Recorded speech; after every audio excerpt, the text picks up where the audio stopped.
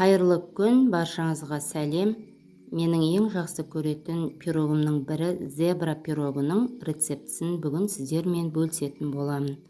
Видеоны толықтай қарап шығып, менің каналыма тіркеліп, лайк басуды ұмытпаңыздар. Ең алдыменен ыдысқа жұмыртқа менен қантты салып тоғып аламыз.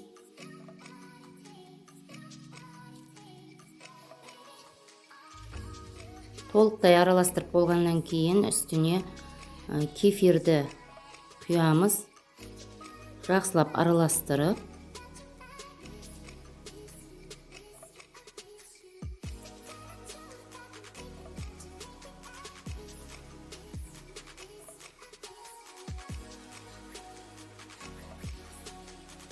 қопсытқыш, ас содасы және ұнды салып, барлығын түйіршіктері кеткенше жақсылап араластырамыз.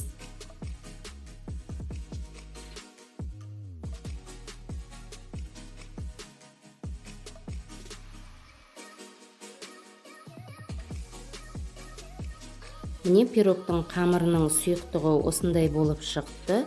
Енді екі ыдысқа дайын болған қамырды тепе-теңдей етіп бөлеміз. Енді екі ыдыстың біреуіне какао араластырамыз.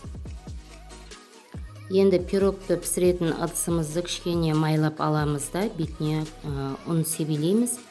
Себебі піскен пирогымыз түбіне жабыспай алынуы үшін.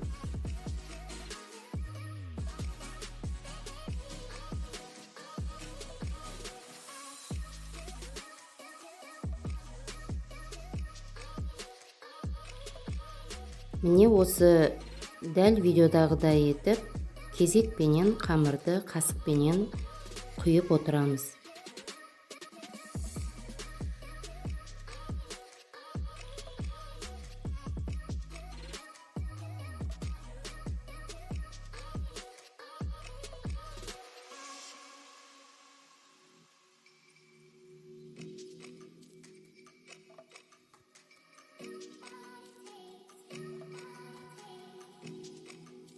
Міне қамырды кезекпенен құйып болғаннан кейін дәл зебраның жолағындай беті осындай көріністе болады.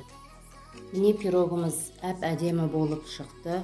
Негізі зебра пирогының өте көп әртүрлі рецепттері бар, бірақ мен дәл осы менің рецептімменен пісіріп көруге кеңес беремін.